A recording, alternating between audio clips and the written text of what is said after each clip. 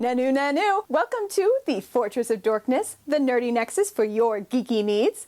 I'm your host, Beth Damiano. Many comic book characters may not be what their creators originally envisioned. Improvements, character growth, rites of passage, or politically correct reasons, character histories are extensive. Cliff Notes is a segment designed to cover all of that. To start us off, we've selected DC Comics Emerald Archer, Green Arrow. Oliver Jonas Queen, known better as the Green Arrow, was created in 1941 by Mort Weisinger and George Papp. Though at first glance, Arrow seems inspired by Robin Hood, in actuality, it was based on the 1940 TV serial The Green Archer. In addition, Golden Age Arrow's backstory is founded heavily in Native American lore, though Hood is still an influence within and out of the comic. Arrow was also universally acknowledged as an in-house ripoff of Batman. He had the sidekick, the secret lair, the gadgets, and the clown arch nemesis. Why not? And yes, you're reading that right. He had a plane called the Aeroplane, which was originally a car. We don't make this stuff up. Ollie is one of the few lead members of the Justice League who's not a metahuman. Because of this, he's constantly pushing himself physically and mentally to match up to his opponents and his fellow Leaguers. Unfortunately, this drive to better himself has led Ollie to be prone to self-doubt and anger. He is driven by his emotions and often laments his actions. Ollie is always at bouts with himself between finding justice and doing the right thing. He becomes very heavily left-winged early on. Ollie is also famous for his homemade chili. According to him, just like Mom used to make, this chili is considered to be one of the hottest things on planet Earth, just like Stephen Amell. He is also part of one of comic books' oldest on and off again romances with Dinah Laurel Lance, the Black Canary. The two of them have been together since the 70s and were even married at one point.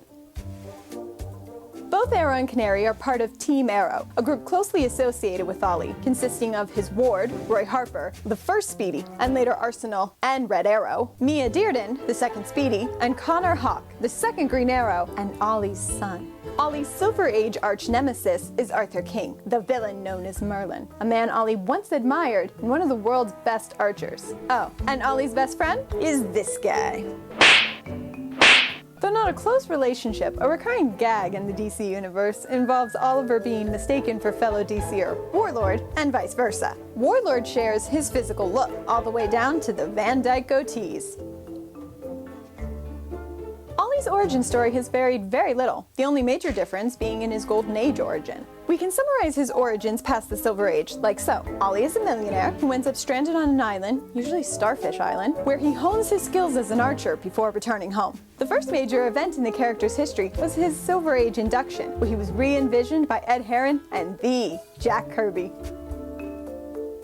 in 1959. More interesting is how Green Arrow found himself a survivor of the jump in ages, thanks to some forward thinking by creator Weisinger. Every issue, Weisinger would follow Superboy comics with his creations, Aquaman and Green Arrow, eventually following Superboy into the new age of comics. The Silver Age begins with Arrow becoming a member of the Justice League, secretly funding them for a long time, and meeting Roy Harper, the first Speedy. After some time, Ollie suffers an identity crisis. Balancing the life of hero and playboy begins to take a toll on him. Here he creates his iconic look. His modern outfit and Van Dyke goatee are introduced. Ollie begins his relationship with Black Canary here. A corruption scandal at Queen Enterprises bankrupts Ollie. He travels the United States dealing with street-level issues with Hal Jordan. While away with Hal, Ollie learns that his ward Speedy has become addicted to heroin, and their relationship falls apart. They split as a teen. The next big event is the introduction of something Silver Age Ollie is lacking, an arch nemesis in the form of Merlin. A year later, Ollie accidentally kills a criminal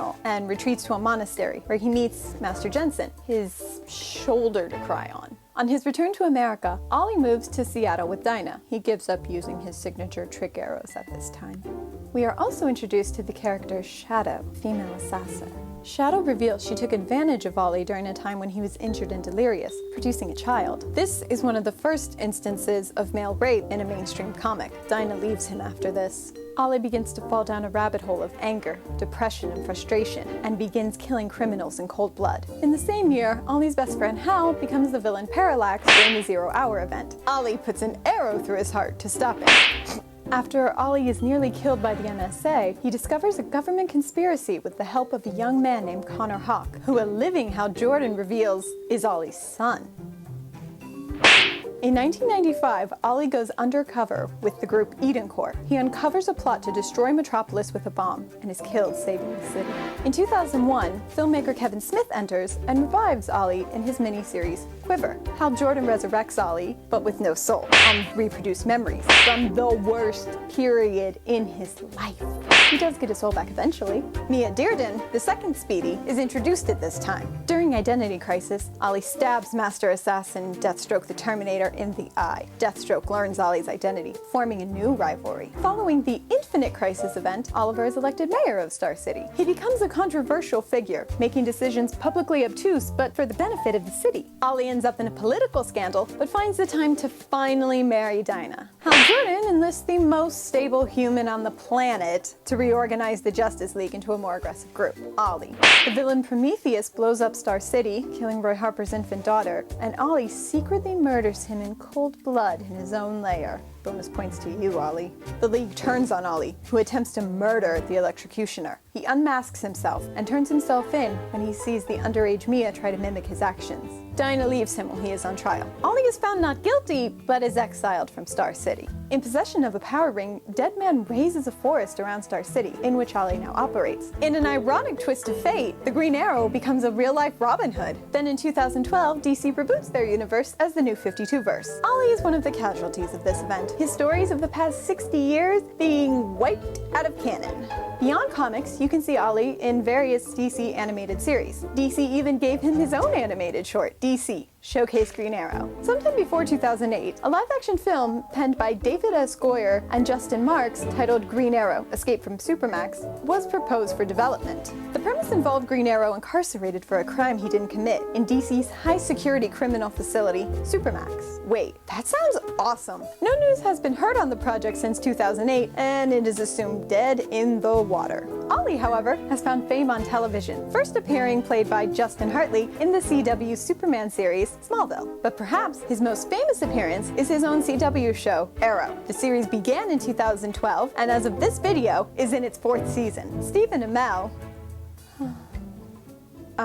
portrays an Ollie that's based heavily on the pre-New 52 series Year 1, and ironically, the New 52 series is based on the show. The popularity of Arrow has created the Arrowverse, DC's television universe, which includes numerous spin-offs. Unfortunately, that's all we can cover in today's video, though there is much more in Ollie's history. Perhaps in a future video, if you guys want it, we'll step up to the task and revisit Ollie in more detail. Lord knows we already have all the information lying on our cutting room floor. If you enjoyed this video, found it thoughtful, or just want to leave a snotty remark, please like, subscribe, and follow us on Facebook and Twitter. I'm Beth Damiano. You've been watching The Fortress of Dorkness. Never fear the dork up here.